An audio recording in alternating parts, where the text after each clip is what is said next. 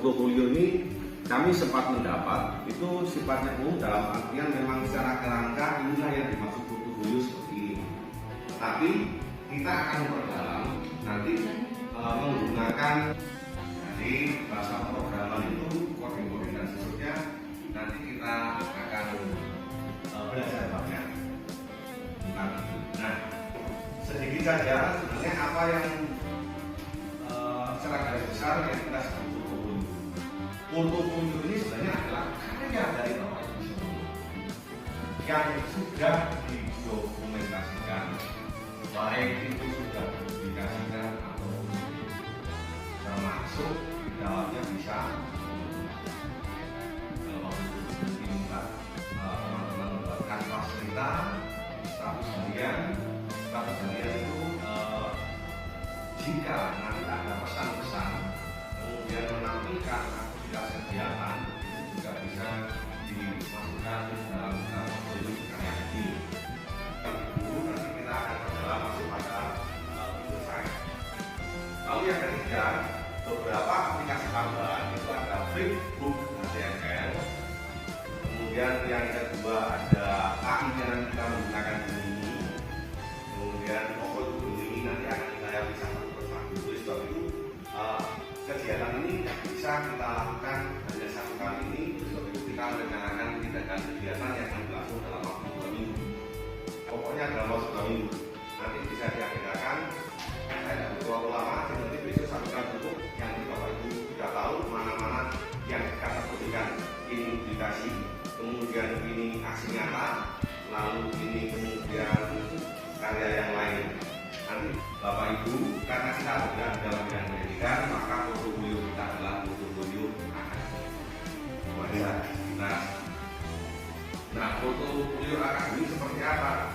Ya sudah, baik itu hasil kerja Bapak Ibu harian, kemudian baik itu yang ataupun yang sudah didokumentasikan, atau perjalanan Bapak Ibu dalam tahap perencanaan.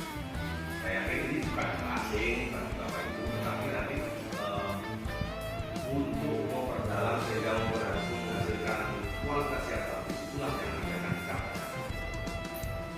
Nah, jadi di dalam portofolio kita selanjutnya langkah-langkah kita yang akan kita lakukan itu yang pertama adalah merencanakan Bapak Ibu. Nah, di dalam tahap perencanaan ini Bapak Ibu cek kembali mulai dari sertifikat, karena nanti di portofolio itu akan terbagi dalam beberapa room atau beberapa ruang besar. Misalnya di ruang pertama itu profil Bapak Ibu, jadi misalnya Bu Rosi itu akan fotonya Bu Rosi kita drive, atau kalau sudah di-scan di PDF kan baru nanti kita unggah. Jadi unggahnya langsung di dalam website yang dibangun Bapak Ibu semua. Video foto semua itu kita jadikan dibeda-bedakan. Nah, kemudian setelah itu di sini ada kategori kompilasi. Kompilasi berarti memetakan karya yang saya sampaikan tadi. Kemudian yang ketiga adalah desain. Ya, Bapak Ibu mulai mendesain karya, mulai mendesain portofolio, karena nanti ini pasti hubungannya dengan yang namanya kinerja. Yang pertama di tahap perencanaan ini ada identifikasi tujuan portofolio jelas. Lalu temanya yang mau dipilih yang mana? Kemudian target audiens kita siapa? Apakah target itu diperuntukkan kepada anak-anak karena kita Bapak Ibu guru, jelas target kita adalah guru, orang tua, kemudian teman-teman guru dan anak-anak kita. Jadi minimal 4 ini. Kemudian tambahkan satu yang tidak kalah penting yaitu komunitas belajar. Nanti kita akan share Google share portofolio Bapak Ibu masing-masing. Jadi nanti kita akan mencoba itu. Kemudian yang kedua, apa yang harus kita sertakan di dalam konten materi kita? Ya tadi saya sampaikan bahwa intinya koleksi Bapak Ibu sudah ada selesai, kemudian dapat secara mudah mengatur siapa saja yang dapat mengakses portofolio. Pertama, Bapak Ibu mengelola aset. Tadi saya sampaikan nanti di rumah dipilih aset foto-foto kegiatannya mulai dipilih, sertifikat dikelompokkan sertifikat sendiri, langsung difoto dipilihkan. Setelah dari format, kalau formatnya bukan JPEG, yang penting fotonya bagus, JPEG masalah. Tapi kalau itu berupa X1 di PDF no. Tapi kalau foto itu berupa JPEG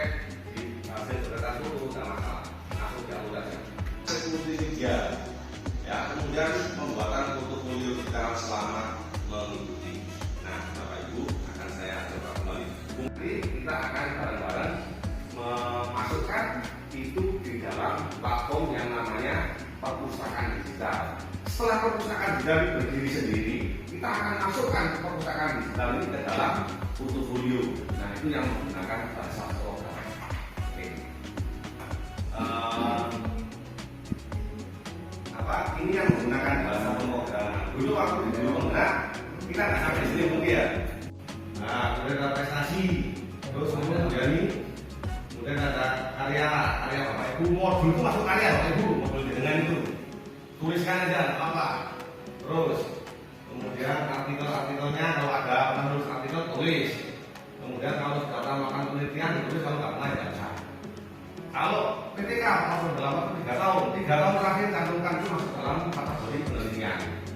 Nah, sertifikat ini juga sama. Sertifikat isinya sertifikat Bapak Ibu masukkan judulnya apa. Sertifikat itu harus jelas. Sertifikat apa yang diikuti. Jadi apa yang bisa dimuat itu bisa dicantumkan di sini, diupload di sini sertifikatnya. Terus yang ini bukan asal-asalan nulis, tapi ini mau memberikan motivasi untuk membangun motivasi Bapak Ibu. Misalnya Bu Yani ini apa yang hebat dari seorang Bu Yani? Bu Yani ini suka menolong, suka memberikan nah, berarti kan dia memiliki sifat kepedulian yang tinggi. Oh, Bu Yani suka ngajak mau kopi. Nah, berarti dalam hal ini Bu Yani supaya nanti tidak lupa yang mau dibuat. Kalau yang lainnya kan nggak buat, nggak boleh tekan aja. Yang mau dibuat ini silakan dibuat nanti.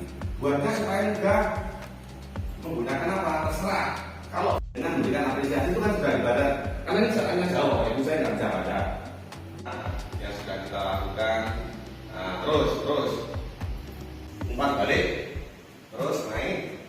Di sini bagaimana kita memberikan apresiasi kepada teman atas karya kita. Jadi kita berikan umpan balik dan terus biar naik. Komputer dari bahasa-bahasa pemrograman, kita nggak menggunakan bahasa-bahasa yang lain karena itu yang penting ya. Jadi ini menggunakan umpan balik. Terus juga ini di bagian publikasi mungkin bisa diklik bagian publikasi. Baik, pelan-pelan Bapak Ibu. Oke, terus pelan-pelan tulisan supaya dia bisa berjalan gimana nanti bisa berjalan. Oke, kemudian terus ini adalah karya-karya yang sudah terpublikasi Bapak Ibu. Nah, ini maksud saya, kalau dulu saya dan Bu Mungki membuat ini sudah bisa, tetapi ini belum bisa masuk ke dalam portofolio.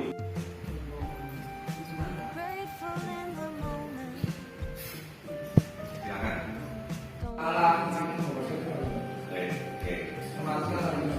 Mister, untuk ini bubble setnya sendiri kan ada yang naruh makalah atau berapa literasi ya untuk tujuan kita membuat sebuah materi. Itu untuk upload makalahnya itu ke Google Sheet bagaimana, terus di situ kan ada running text Mister ya. Kalau tadi ini saya coba ada halaman utama, terus profil, terus sheet baru gitu. Di sampingnya teks, gambar, selamatkan thread itu ada juga blokir konten. Itu manfaatnya juga apa? Sudah ada di-PDF-kan terlebih dahulu. Setelah di-PDF-kan, upload di Drive. Nah, di Drive nanti kita akan bikin folder. Bapak Ibu siapkan foldernya berupa 5 tadi itu. Folder profil, folder sertifikat, folder verifikasi nyata, folder umpan balik, dan folder publikasi. Maka kalau namanya konten berarti kan ada gambar-gambar yang sudah dipunya, tinggal nanti ditambahkan narasi bisa langsung diketikkan. Langsung diketikkan pada tempat yang sama. Kan ini belum kita coba, nanti kalau kita coba bareng Pak Paul. Jadi supaya nanti di lain tampilannya beda. Oke, itu nih.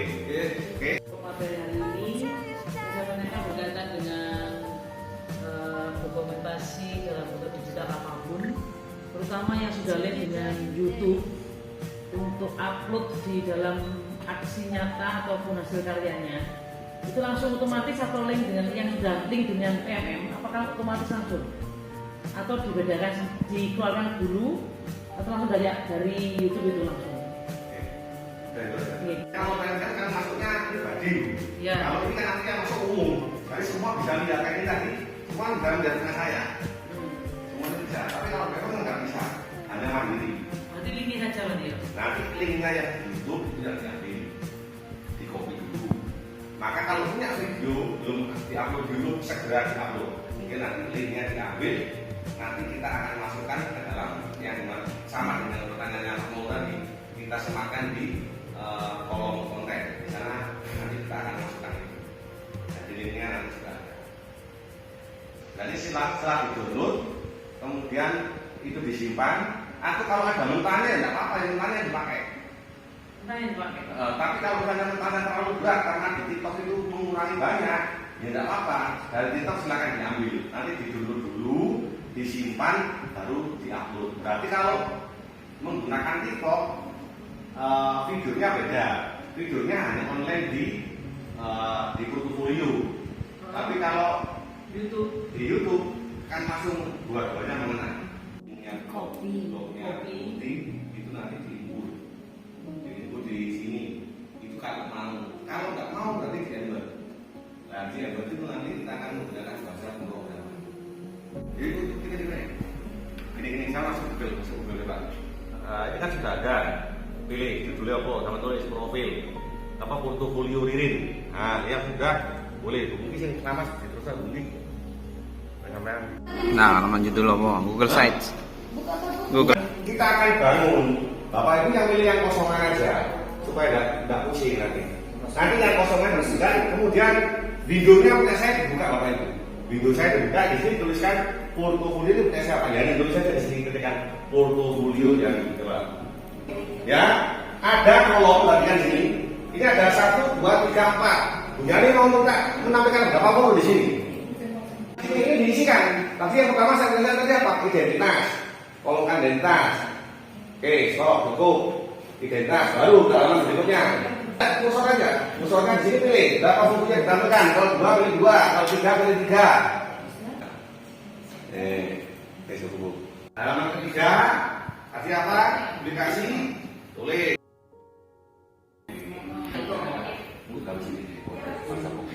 Tapi kok kalau Iya, Pak semen Juni dewe aku toh.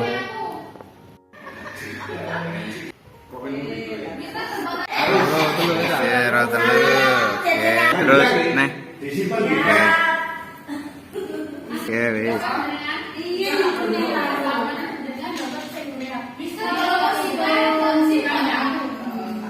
Sosialisasi hari ini sangat bagus, materi yang disampaikan juga begitu singkat, padat dan jelas, dan juga langsung dipraktekkan secara langsung ke kita semua, sehingga sebagian dari kita setidaknya sudah paham dan praktek dasar-dasarnya. Terima kasih. Ini saya lihat di Google Sites sendiri bisa menjadi modul atau bahan rujukan untuk anak-anak belajar. Jadi kita tidak perlu lagi bikin PPT share satu lagi, kita bisa menumpahkan semua materi yang di situ, nanti anak-anak bisa ngulik sendiri. Mungkin bagus sekali. Kalau selama ini yang kita punya tercecer di mana-mana, ada di Facebook, ada di Blogger, ada di YouTube. Nah, saat ini ternyata dikumpulkan menjadi satu sehingga menjadi semacam perpustakaan dari hasil karya kita. Top. Yang disampaikan oleh Mr. Alfon sangat bermanfaat untuk kedepannya, sehingga kami bisa membuat portofolio secara teratur sehingga nanti bisa dibuat semacam perpustakaan untuk kedepannya. Terima kasih Mr. Alfon.